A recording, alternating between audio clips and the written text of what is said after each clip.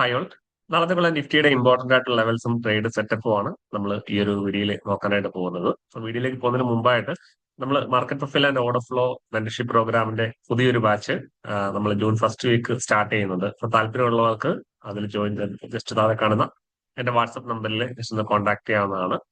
അപ്പം ഈ ഒരു മെന്റർഷിപ്പ് പ്രോഗ്രാമിന്റെ ഏറ്റവും വലിയ അഡ്വാൻറ്റേജ് എന്ന് പറയുന്നത് നിങ്ങൾക്ക് നമ്മൾ കോഴ്സിൽ ജോയിൻ ചെയ്യുന്ന അടുത്ത ദിവസം മുതൽ തന്നെ നമ്മളോടൊപ്പം ലൈവ് ട്രേഡിംഗ് ഇല്ല. അതായത് നമ്മൾ എല്ലാ ദിവസവും സൂമിലൂടെയുള്ള ലൈവ് ട്രേഡിംഗ് സെഷൻസ് കണ്ടക്ട് ചെയ്യുന്നുണ്ട്. നിങ്ങൾക്ക് ഡിസ്കസ് ചെയ്ത് നിങ്ങൾക്ക് ട്രേഡ് പ്ലാൻ ചെയ്യാം. അപ്പൊ അതിനൊരു ലിമിറ്റഡ് പീരീഡും കാര്യങ്ങളൊന്നും നമ്മൾ എന്ന് വരെ ട്രേഡ് ചെയ്യുന്നത് അന്ന് വരെ നിങ്ങൾക്ക് അതിൽ ജോയിൻ ചെയ്യാവുന്നതാണ്. അപ്പം താല്പര്യമുള്ളവർക്ക് കോൺടാക്ട് ചെയ്യാവുന്നതാണ്. ഓക്കെ. അപ്പൊ ഞാൻ ഈ ഒരു വീഡിയോയില് ഈ ഒരു സെഷനിൽ നമ്മൾ നിഫ്റ്റിയുടെ സ്പോട്ട് പ്രൈസും ലെവൽസും അതുപോലെ തന്നെ മാർക്കറ്റ് പ്രൊഫൈൽ ചാർട്സിനെ ബേസ് ചെയ്തിട്ടുള്ള ഫ്യൂച്ചറിന്റെ ലെവൽ നമ്മൾ ഡിസ്കസ് ചെയ്യുന്നുണ്ട്. അപ്പൊ നിങ്ങൾ വീഡിയോ മുഴുവനായിട്ട് കാണുക. ഞാനിപ്പോൾ ഉള്ളത് നിഫ്റ്റിയുടെ 5 മിനിറ്റ് ടൈം ഫ്രെയിം നിഫ്റ്റിയുടെ സ്പോട്ട് ചാർട്ടാണ്. ഓക്കെ. നാളത്തേക്ക് ഞാൻ അപ്പ് സൈഡിലേക്ക് ഞാൻ കൺസിഡർ ചെയ്യുന്നത് ഈ ഒരു ലെവലാണ്. ഈ ഒരു ലെവൽ നമ്മൾ ഒരു റെസിസ്റ്റൻസ് ലെവലായിട്ട് മാർക്കറ്റിൽ മാർക്ക് ചെയ്തു. അതായത് 23,980 മുതൽ 24,000 എന്ന് പറയുന്ന ലെവൽ എന്താണ് ഒരു റെസിസ്റ്റൻസ് ആയിട്ട് മാർക്കറ്റിൽ ആക്റ്റീവ്. ഒരുപക്ഷെ മാർക്കറ്റിൽ ഫ്ലാറ്റ് ഓപ്പണിംഗ് തന്ന് മാർക്കറ്റ് മുകളിലോട്ട് പോയി കഴിഞ്ഞാൽ ഈ ഒരു ലെവല് മാർക്കറ്റ് ബ്രേക്ക് ചെയ്ത് കഴിഞ്ഞാൽ ഒരു നമുക്കൊരു ലോങ് എൻട്രിക്കുള്ള ഒരു ഓപ്പർച്യൂണിറ്റി ഉണ്ട്. ഒരു കോൾ സൈഡ് നമുക്ക് ഒരു കോൾ ഓപ്ഷൻ നമുക്ക് ബൈ ചെയ്യാം. അതെന്നുണ്ടെങ്കിൽ ലോങ് സൈഡിലേക്ക് നിങ്ങൾക്ക് ഫ്യൂച്ചർ ട്രേഡിംഗ് ആണെങ്കിൽ ഫ്യൂച്ചറിലേക്ക് ഒരു ലോങ് എൻട്രിക്കുള്ള ഓപ്പർച്യൂണിറ്റി ഉണ്ട്. അപ്പൊ അങ്ങനെയാണെന്നുണ്ടെങ്കിൽ ഫസ്റ്റ് ടാർഗറ്റ് ആണ് നമുക്ക് 24,775 ലെവൽ നമുക്ക് ഫസ്റ്റ് ടാർഗറ്റ് ആയിട്ട് കൺസിഡർ ചെയ്യാം. അപ്പം ഈ ഒരു ഏരിയ റെസിസ്റ്റൻസ് ആണ്. അപ്പം ഇനിയിപ്പം മാർക്കറ്റ് ഈ ഒരു ലെവൽ ക്രോസ് ചെയ്ത് പോവുകയാണെന്നുണ്ടെങ്കിൽ മാർക്കറ്റ് ഈ ഒരു ലെവലിലേക്ക് അപ്രോച്ച് ചെയ്യാനുള്ള ചാൻസ് ഉണ്ട്. 24,130 ലെവലിലേക്ക് മാർക്കറ്റ് എത്താനുള്ള ഒരു പോസിബിലിറ്റി ഉണ്ട്. ഓക്കെ. അപ്പം ഈ ഒരു ലെവലാണ് ഇപ്പം നിയറസ്റ്റ് ആയിട്ടുള്ള ഒരു റെസിസ്റ്റൻസ് എന്ന് പറയുന്നത് 24,075. ഈ ഒരു ഏരിയയിലാണ് പ്രൈസ് കഴിഞ്ഞ ദിവസം ഒരു സെല്ലേഴ്സ് മാർക്കറ്റിൽ ആക്റ്റീവ് ആയത്. ഓക്കെ. അപ്പൊ അതുപോലെ തന്നെ ഡൗൺ സൈഡിൽ ഞാൻ പ്ലാൻ ചെയ്യുന്നത് ഒരുപക്ഷെ മാർക്കറ്റ് ഈ ഒരു ഏരിയ ജസ്റ്റ് ഒന്ന് ഫ്ലാറ്റ് ഓപ്പണിംഗ് എന്ന മാർക്കറ്റ് ഈ ഒരു ഏരിയയിൽ പ്രൈസ് റിജക്ഷൻ കാണിക്കുകയാണെന്നുണ്ടെങ്കിൽ കുറച്ച് സമയം വെയിറ്റ് ചെയ്യുന്ന ട്രേഡ് റിസ്കി ആയിട്ടുള്ള ട്രേഡാണ്. കാരണം ഒരു നല്ലൊരു സ്ട്രോങ് ഒരു റിവേഴ്സൽ പാറ്റേൺ അല്ലെങ്കിൽ നല്ലൊരു റിജക്ഷൻ ഒക്കെ ഫീൽ ചെയ്താൽ മാത്രമേ ഒരു ട്രേഡ് എടുക്കാനായിട്ട് പാടുള്ളൂ.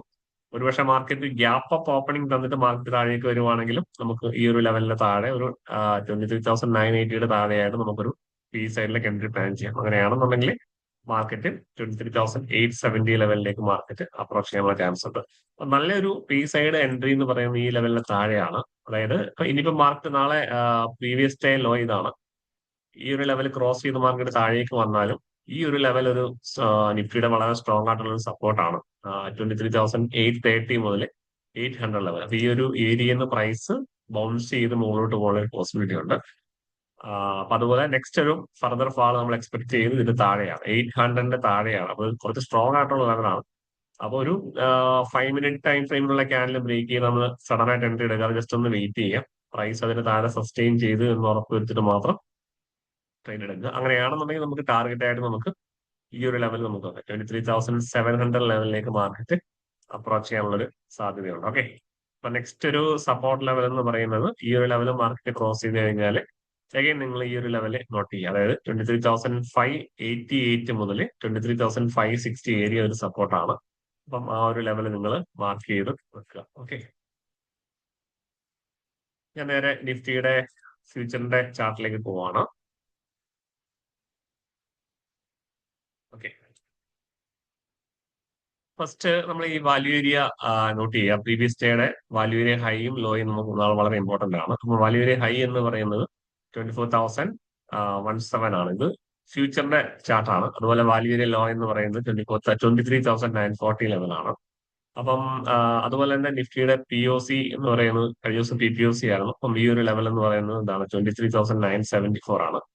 ഫ്യൂച്ചറിന്റെ ചാർട്ടിലുള്ളതാണ്. അപ്പൊ ഇതൊക്കെ ഇതൊരു സപ്പോർട്ടായ റെസിസ്റ്റൻസ് ആയിട്ട് മാർക്കറ്റിൽ ആക്ട് ചെയ്യും. അപ്പം ഈ വാല്യൂ ഏരിയന്റെ ലോയിന്റെ താഴെയായിട്ട് മാർക്കറ്റ് ഓപ്പൺ ചെയ്ത് കഴിഞ്ഞ് ഫസ്റ്റ് ഒരു 1 അവർ മാർക്കറ്റ് ഡയറക്ഷൻ താഴേക്കാണെന്നുണ്ടെങ്കിൽ ഒരു ബീറിഷ് സെന്റിമെന്റ്സ് ആയിരിക്കും മാർക്കറ്റ്. അതുപോലെ തന്നെ വാല്യൂ ഏരിയന്റെ മുകളിൽ മാർക്കറ്റ് ഓപ്പൺ ചെയ്തിട്ട് ഒരു ഫസ്റ്റ് 1 അവർ മാർക്കറ്റ് ഡയറക്ഷൻ മുകളിലോട്ടാണെന്നുണ്ടെങ്കിൽ ഒരു ബുള്ളിഷ് ആയിട്ടുള്ള ഒരു സെന്റിമെന്റ്സ് ആയിരിക്കും നമുക്ക് മാർക്കറ്റിൽ കാണാനായിട്ട് സാധിക്കും. ഇനിയിപ്പോ മാർക്കറ്റ് വാല്യൂ ഏരിയന്റെ താഴെ ഓപ്പൺ ചെയ്തിട്ട് മാർക്കറ്റ് ഉള്ളിലേക്ക് വരുവാണെന്നുണ്ടെങ്കിൽ മാർക്കറ്റ് നമുക്ക് എന്താണ് ഫസ്റ്റ് ഒരു POC മാർക്കറ്റ് എത്തും. അതിനുശേഷം മാർക്കറ്റ് വാല്യൂ ഏരിയ ഹൈയിലേക്ക് എത്താനുള്ള പോസിബിലിറ്റി ഉണ്ട്. അപ്പൊ നമുക്ക് ഇത് ടാർഗറ്റ് ആയിട്ട് നമുക്ക് വെക്കാവുന്നതാണ്. അതുപോലെ അഗെയിൻ ഓപ്പോസിറ്റ് സൈഡ് മാർക്കറ്റ് വാല്യൂവിന്റെ മുകളിൽ മാർക്കറ്റ് ഓപ്പൺ ചെയ്തിട്ട് നേരെ വാല്യൂവിലേക്ക് വരുവാണെന്നുണ്ടെങ്കിൽ മാർക്കറ്റ് ഈ ഒരു ലെവലിലേക്ക് എത്താനുള്ള പോസിബിലിറ്റി വളരെ കൂടുതലാണ്. ഇതൊക്കെ നിങ്ങൾ ജസ്റ്റ് ഒന്ന് ഒരു ലെവൽസ് ഒക്കെ ഒന്ന് മാർക്ക് ചെയ്ത് വെക്കുക. സ്പോട്ട് പ്രൈസിന്റെയും അതുപോലെ തന്നെ ഫ്യൂച്ചറിന്റെ ലെവലും വളരെ ഇമ്പോർട്ടന്റ് ആണ്. ഓക്കെ, അപ്പൊ നമുക്ക് നെക്സ്റ്റ് വീഡിയോയിൽ കാണാം. Thank you.